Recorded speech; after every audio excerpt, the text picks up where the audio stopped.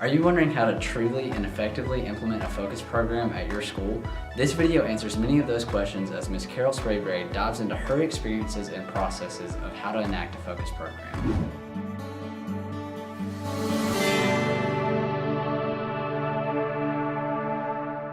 I'm going to share with you the steps for implementation that I use that were successful, membership drive, my suggestions for that, organization and structure, because yes, it is student-led. Your activities should be student-driven, but like Sue's already said, you also need to have that facilitator, that adult, that teacher, that guidance counselor, whomever it is on your campus, to be the point person for those kids, to help give them structure and organization. So I'll be talking about that. It's important to have partnerships with your community organizations around your city to help with this. We also recommend and suggest and ask that you do monthly health observances, share some ideas of that with you.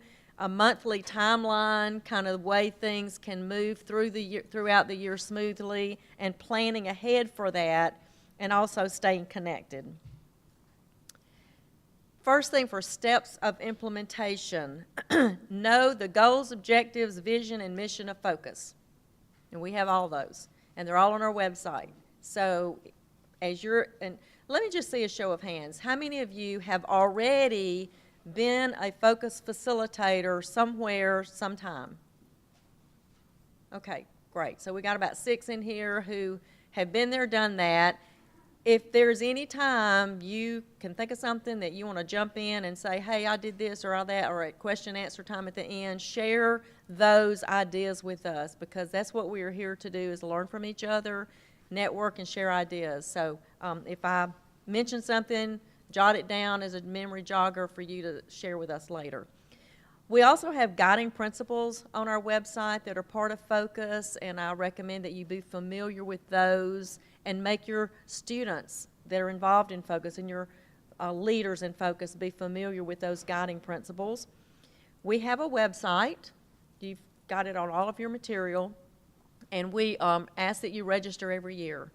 Now, Sue and I've talked about, we wish that there was a better way to do this. But unfortunately, and I'm looking at 2 right here in this room that are in this category from my county, that people move around. We may have connected with a school principal, like Sue did years ago, with her principal, and then they leave or they retire.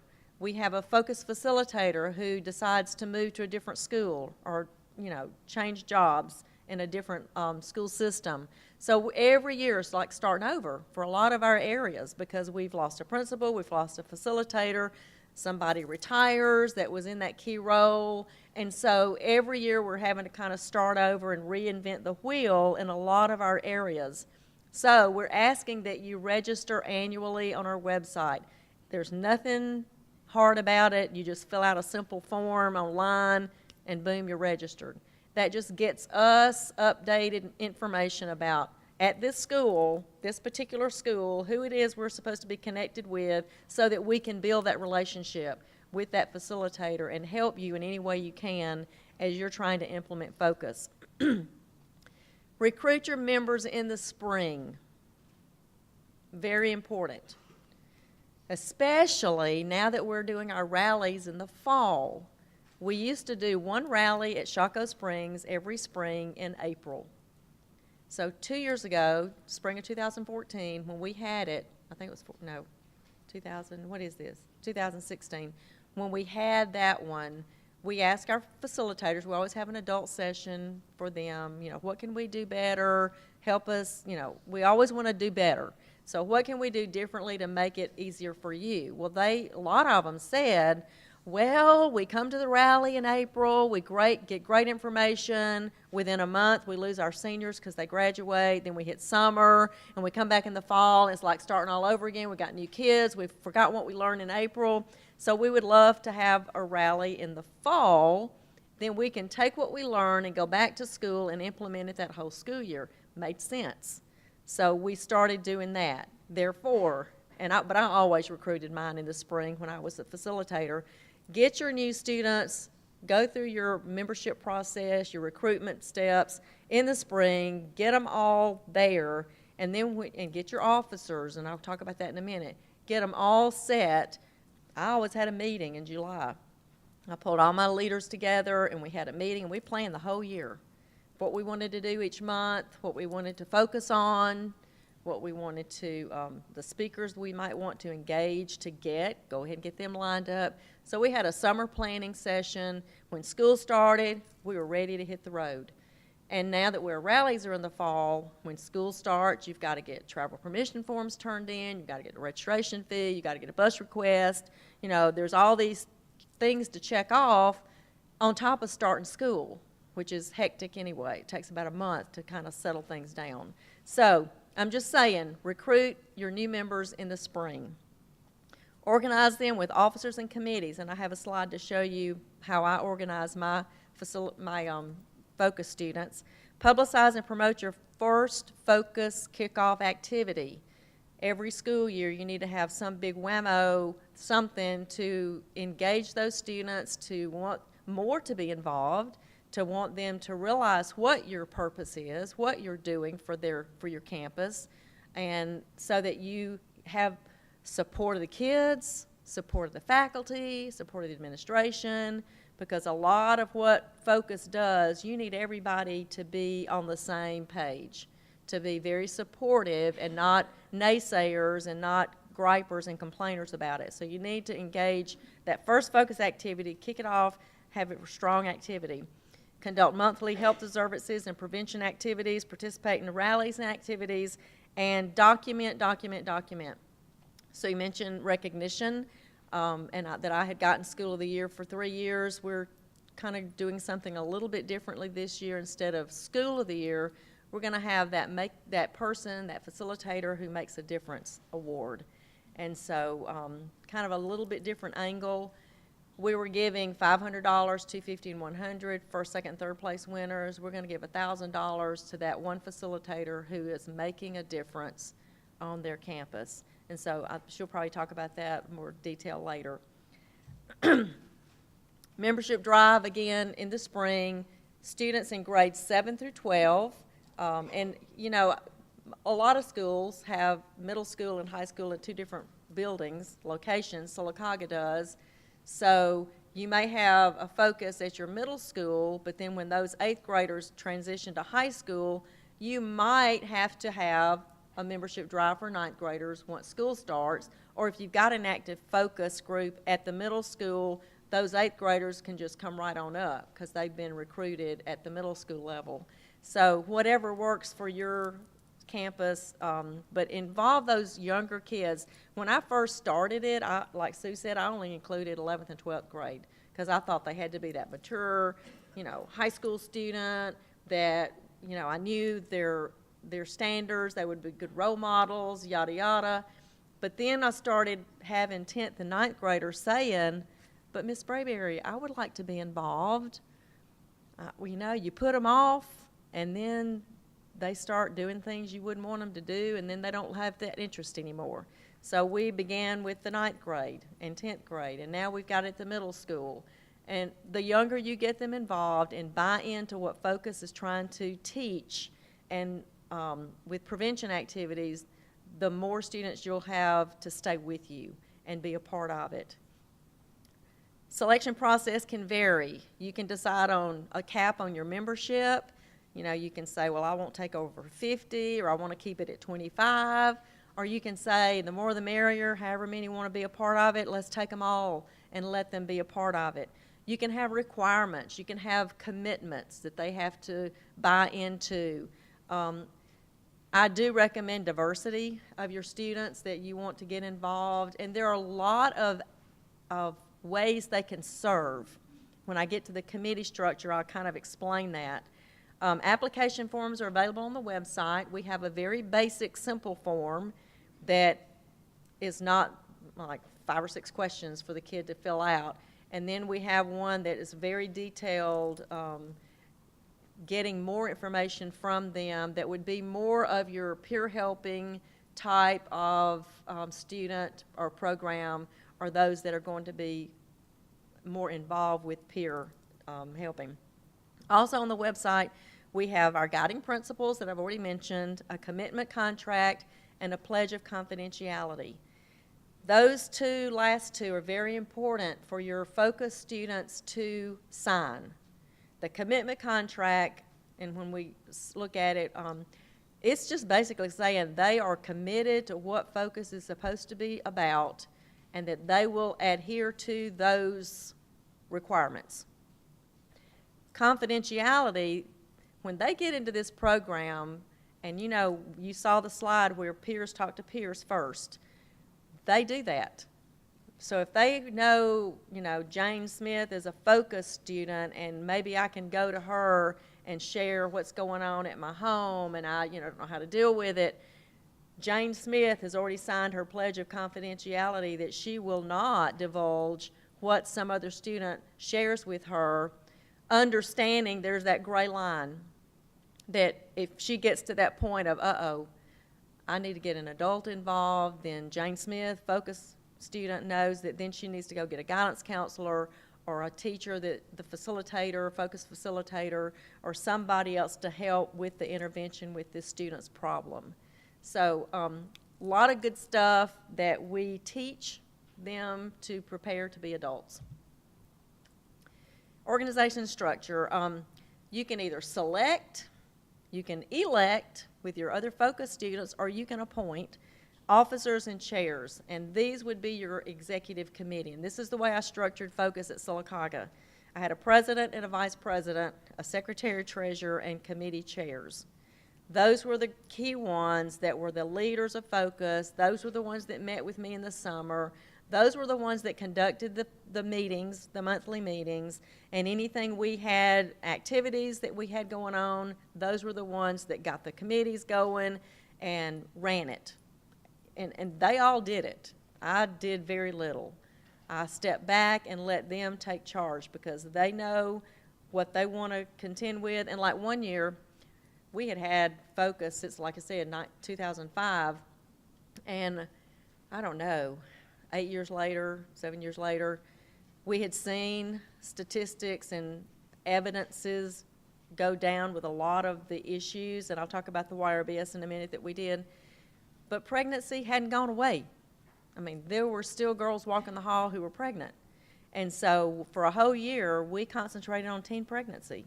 And it wasn't just, the girl, it was what the guys should be being responsible for. And so we did big presentations and displays in the lunchroom because that is the one place everybody goes every day. So a lot of activities that we did that whole year just concentrating on teen pregnancy. My focus president that year had a cousin who was pregnant, and that was dear to her heart that she wanted to make awareness about teen pregnancy and all that goes with. So, executive committee are those members, and then we organize the whole group into committees. And these are just the basic committees. You cannot have this many, you can combine some, but you've got the drama video skit, all that. Those are the kids that like to act, they like to be in front, they like to have speaking parts, they're into all that presentation. They're the ones that will be out front and they're not ashamed. Then you've got the peer educator group, which is a separate group of kids that maybe don't want to be the actors, but they're going to be the ones. If you go down to the middle school and talk to the middle schoolers for bring an assembly, we did that with Tom one year. He came and did our middle school assembly, and then my peer educators, we broke the 7th graders into groups on the gym floor, little round circles, and my kids went and sat with them. And we talked about what they'd seen and heard that Tom shared. And it was and so the peer educators, I call them the voice of focus.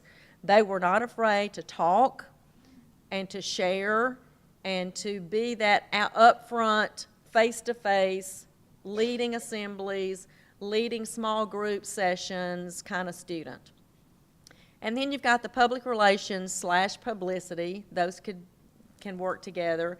These are the students in focus that want to be a part of it. They see the value. They want to make a difference, but they don't want to talk. They're not going to act.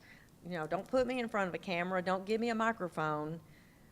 but they'll do the publicity for it. They'll do all the flyers, the posters, the website, anything that would promote your activities. They're your goers and your doers. So that group is important. Fundraising, and we only did one fundraiser every year for us, and I'll talk about that in a little bit. But fundraising committee, you can combine it with public relations and publicity if you want to have a separate fundraising committee. But, you know, they're the ones that come up with the idea to help raise some money. Because if you get a speaker in, Tom's free, but if you get a speaker to come, usually you're going to have to pay some money to get them. You know, we can help connect you with some speakers, but we can't pay for the speakers for you. But we can help you find some resources. So you've got to have a little bit of income to pay speakers. Now, you might can find a company in your community that would sponsor your assembly. If it's prom week and you want to have a prom assembly, you might can find somebody to sponsor it to pay for that speaker to come in and talk to your student body. But if not, then you've got to come up with some resources. So sometimes central office may have some money to help with this, but most of the time not. So fundraising is an important committee to have at least one fundraiser each year. Community service, and Sue's going to talk more detail about community service, but a very important component of focus to get out into that community. If there's a 5K run that the hospital sponsors in your community and you want to have a table there to have focus information, Sylacauga has National Night Out. The police department puts that on. We have a focus table set up to have our information there to hand out to parents and students, and that's always in August or July before school starts. So anything that your community can, you can do, then that is a partnership. But community service are those things your students, your focus students, can go and give back to the community. Technology and social media, again, this could be combined with another group, maybe the video skit committee can also do your technology, social media. Kids, you don't see them without this in their hand. So if you got a kid that, real techie and wants to always tweet what's going on or put it on your Facebook page, and I recommend that if you have a, focus group, y'all get you a Facebook page going. Of course, I think Snapchat and those, teenagers have moved, what they tell me, moved off of Facebook because their parents are now on it, so they're doing something else.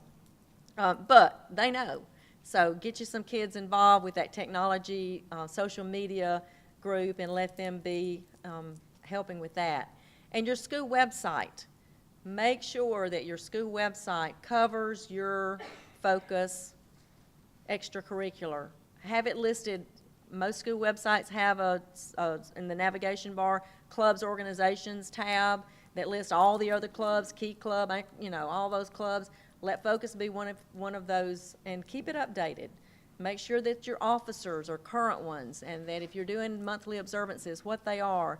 That kid that's a technology, social media person can be the one to feed this current information to whoever keeps up the website at your school.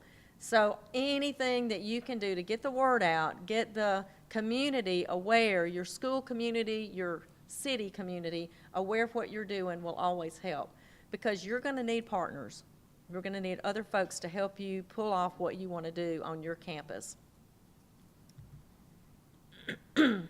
And here we are, community partnerships. Just some examples. You can go way beyond this, but hospitals and clinics, we have had, ever since we started Focus at Sylacauga, a health fair, and that has been a very, very, very good activity that we do for our high school students. Every single year that they've had one, I've had one of the nurses walk over to me and say, "Miss Sprayberry, we have a young lady whose blood pressure is out the roof. She needs to go to the doctor right now. Can you go get the school nurse?" So I would go get the school nurse. The school nurse would come to the gymnasium. They would get this child. They would go call Mama. Mama would come check her out, take her to the doctor. Those are risks that a lot of students don't realize. We have vision check. They'll identify, if you're not an athlete when you hit middle school and high school, most kids quit going to the doctor unless they're sick. So having that annual health fair helped target some health risks that our students are living with that they don't even realize it. Plus, we have one half of the gym with all that going on, and the other half of the gym has vendors that come in from your community that can then share good information with them about what they provide, health services they provide, or just information your students need to hear about. So hospitals and clinics are really good partners to have. Other health-related agencies, and we have a link on our website that lists all these different health-related agencies that you can communicate with. Law enforcement, first responders, they're always great to come on board and be there as a presence. Local government, have them as your partner, Chamber of Commerce, local media, and churches. So, and any of these, they're good resources to come in and speak, not just at your health fair, but resources to come to speak at assemblies. You can take focus to them. We have gone to churches in the Sylacauga community and led like youth groups and talked to them about these issues that they need to be aware of. So think way outside the box when you're implementing focus as an extracurricular, because there's a lot you can do to give and take with your community, getting them involved. This is just a few ideas. If you go to our website, or I've given you at the very bottom, healthfinder.gov is another National Health Observance. Every single month, there's tons of monthly health observance ideas, and every single day, I heard driving over today is Cow Recognition Day, or Cow something. I mean, every day is something day. So try to, of course, relate it to health-related issues, but here's an example. September is National Childhood Obesity Awareness. We have a generation of teens now who are dealing with obesity.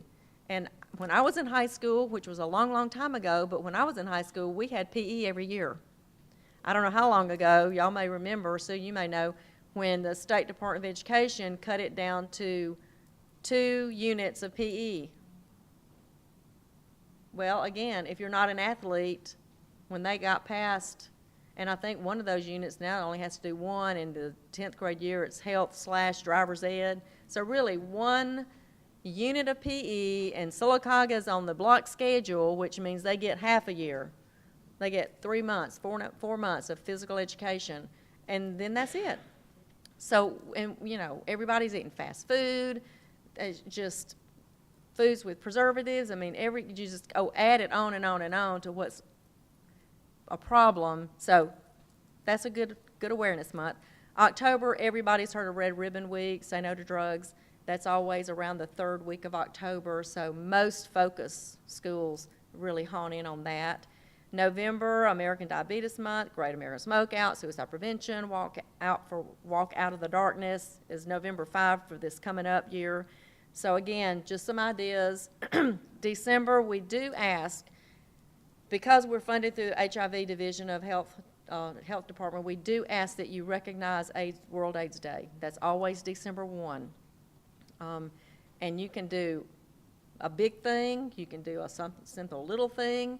I've got lots of ideas of things we did at Sylacauga I'll be glad to share with you. I'm not going to take time up today, but go Google it. World AIDS Day activities. There's tons of them to find just an idea, just to bring awareness to it.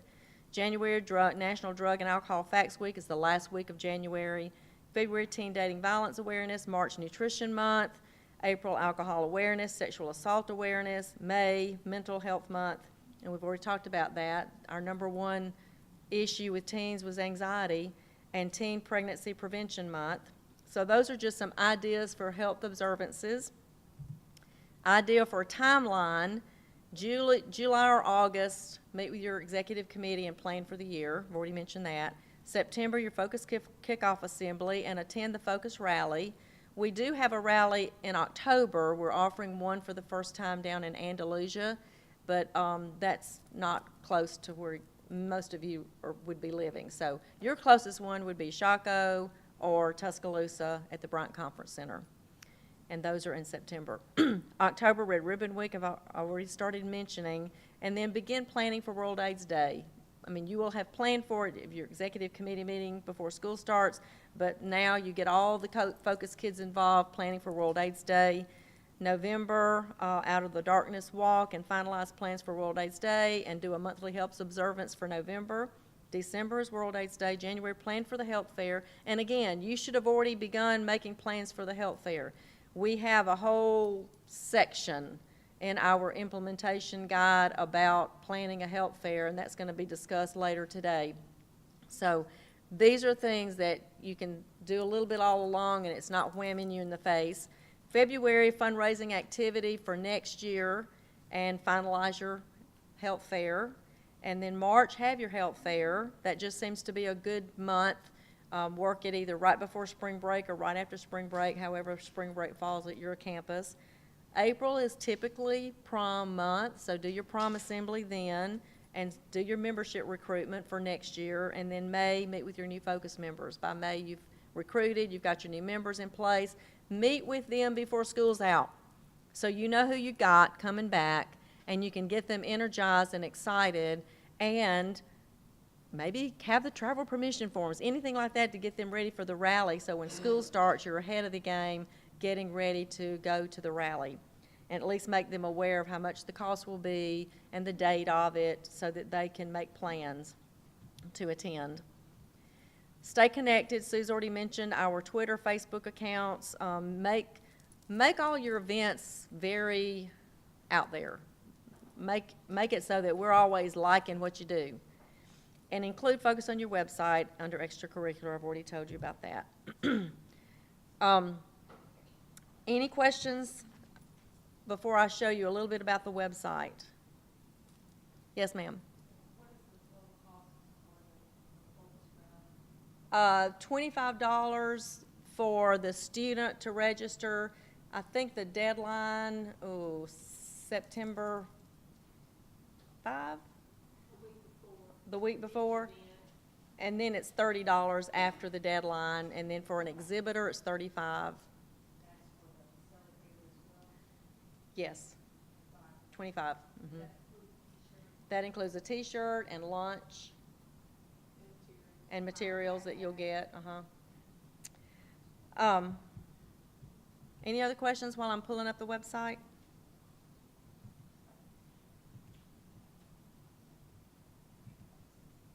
Okay, we just had our website launched, a new one, the one we've had for a long, long time. So those of you who have been focus facilitators, this will not look familiar at all. They are still working on it, so it is a work in progress. But I just kind of wanted you to just show you a couple of things. I'm going to go to the Focus Facilitators tab, because this is where you will be going to get the implementation guide. This is what have been going over with you, my high points. There's the mission statement that I mentioned you should know about. The steps I just went over with you. Here's the guiding principle, and this is basically what Focus is about. You've heard a lot about this from Sue already this morning. There's our mission, our vision. We recommend that you try to connect with your local district network from the Alabama Department of Public Health, and so there's the district areas and the counties involved. Requirements for membership, admission, membership. Your school membership is just register your school. Your student membership, you can use the simple form or the advanced application form. And I've given you, you've got page numbers in here. See page 8 or page 9 for the simple and more advanced. Page 10 has the commitment contract, recommending that your meetings be at least once a month. You may have to meet more often if you're planning an activity that's coming up, or your committee that's going to be focusing on that specific committee would need to meet more often. You need a quorum of 1/3 of your focus members to conduct business. Selection of officers, there are the officers I listed and the job descriptions of each one. There's the committees and the job description. And confidential, the confidentiality form is on page 11. And that is it. Here's the membership, the simple one. Here's the more advanced one. Your commitment contract that all your focus students should sign and return to you to keep on file. And that basically says they understand their duties as a member or officer of Focus, and they are going to follow through or withdraw themselves from being a part of it. And here's the pledge of confidentiality, that they're saying they will keep everything confidential that students share with them, unless it's necessary to tell an adult. And here's just a little half sheet, got 2 on 1 piece of paper, for you to have them sign up for their committees that they would like to serve. And I always gave my students, if they were returning the next year, a chance to change committees if they want to. So I had another form that they could just say, yes, I'm going to stay on the drama committee, or, you know, want to change it to a different committee.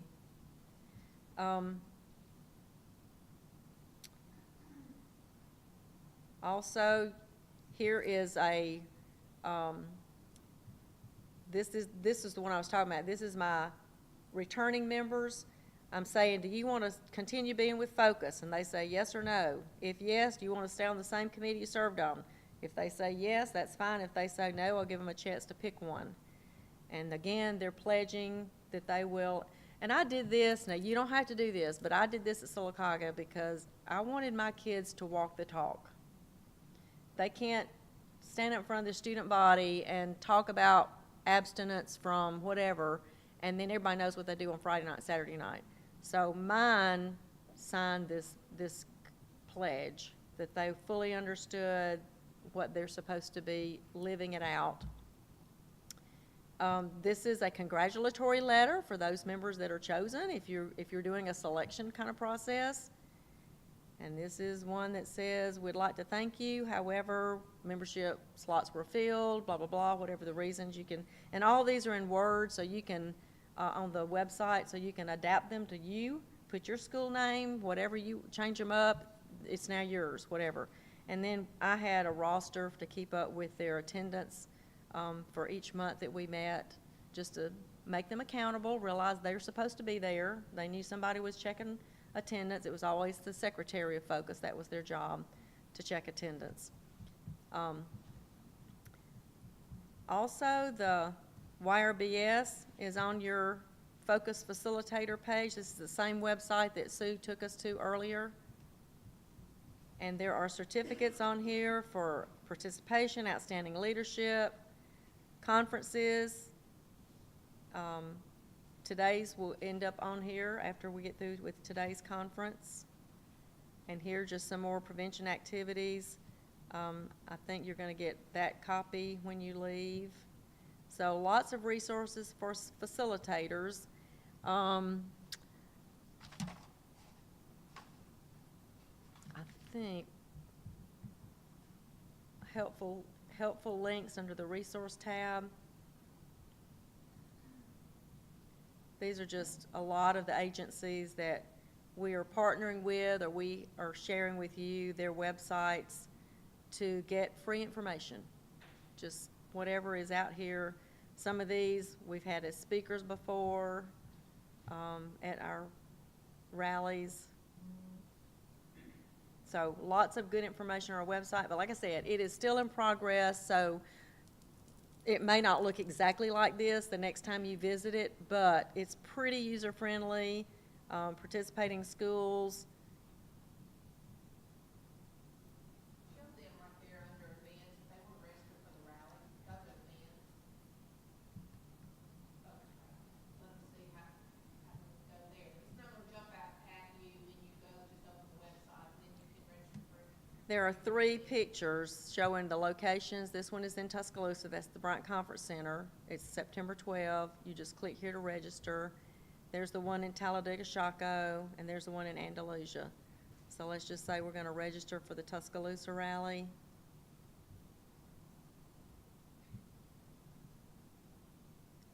There's a map. Google, register now.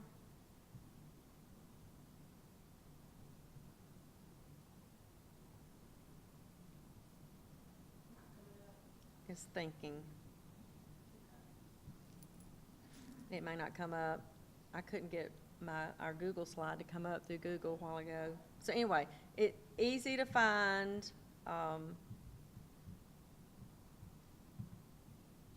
So, questions? For the rally, Yes, ma'am. each student needs to register individually. No, you will register, and you'll just tell us in the registration how many students you're bringing. And then, this is really important. In part of that registration process, we're gonna ask for a demographics list of your students with their name, the grade they're in, their ethnicity, and and their shirt size. We need that sent to us before you get there, because that helps us know how many shirts to order and reporting that Sue has to turn in to the State Department of Health. So that's a demographics list that will be part of your request when you register for the rally. Please be diligent about filling that out and sending it back to us. Another staff member that Sue, I don't think mentioned, she lives out in Colorado. Her name is April Freetag, and she does all of our website, and she's our events coordinator. So she'll be communicating back and forth with you. When you register your school, she'll be the one sending you information. When you register for the rally, April will be the one communicating with you. So she's our events coordinator. But yes, you will just register however many students you plan to bring. They don't have to register themselves. And we also are asking that you pay before you get there. You can do a PO, or you can send a check in, but we need registration paid for before you show up at the rally.